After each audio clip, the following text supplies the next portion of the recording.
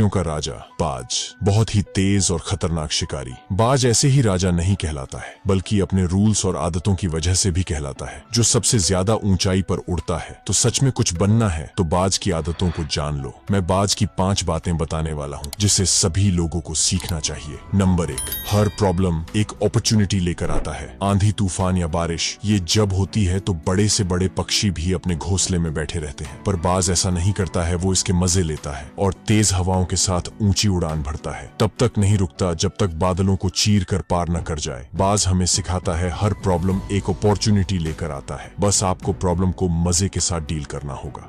Number 2, अपने गोल पर focus करो। अपने टारगेट को लेकर बाज पूरी तरह से क्लियर और एकाग्र रहता है। बाज की नजरें इतनी तेज होती है कि अपने शिकार को 4 से 5 किलोमीटर की दूरी से ही नजर जमा लेता है और नजर जमने के बाद अपने शिकार को पाकर ही रहता है। उसको बस अपना शिकार ही नजर आता है, आसपास की चीजों को बिल्कुल भी ध्यान नहीं देता है। बाज की ये आदत हमें सिखाती है कि अपने गोल पर फोकस करो। आसपास के लोग या कोई और क्या बोल रहा है उस पर बिल्कुल भी ध्यान मत दो। बाज की तरह तभी अपने लक्ष्य को हासिल कर पाओगे। नंबर 3, अपने पास्ट को वर्तमान में जगह बिल्कुल मत दो। शायद आपको पता नहीं होगा कि बाज खुद के शिकार किए हुए जानवर को ही खाता है, मरे हुए या किसी और के किए हुए शिकार को कभी नहीं खाता है। बाज की ये आदत हमें सिखाता है कि जो हमारा पास्ट है वो मर चुका है। अपनी पास्ट की पुरानी यादें जो तुम्हें तंग करती हैं, उन्हें वहीं रहने दो जहां उसकी जगह है और तुम्हारे पास्ट की जगह है। तुम्हारे पास्ट में उसे वर्तमान में जगह मत दो, बिल्कुल उसी तरह जिस तरह बाज कभी भी मरे हुए पुराने मांस को नहीं खाता।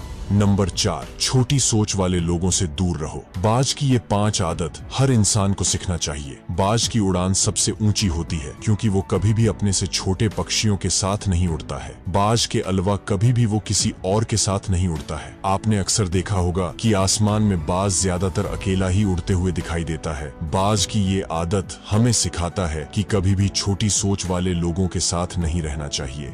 नंबर 5, अपने कंफर्ट जोन से बाहर निकलो। बाज कभी भी अपने घोंसले को नरम या कंफर्ट जोन में नहीं रखता है। अगर कोई घास नरम होता है तो उसे निकाल के फेंक देता है ताकि उसके बच्चों को कंफर्ट जोन की आदत न पड़ जाए। बाज जानता है कि कंफर्ट जोन में रहकर कभी भी ग्रोथ नहीं किया जा सकता है, पर लोग ये बात समझने में पूरी लाइफ निकाल देते हैं कि कंफर्ट जोन में रहने की वजह से उनका ग्रोथ नहीं हो पा रहा है। फिर अपनी किस्मत को कोसते रहते हैं कि मेरी किस्मत ही खराब है। कंफर्ट जोन से निकलो, भी लाइफ में कुछ कर पाओगे, नहीं तो जहां हो वहीं के वहीं रह जाओ।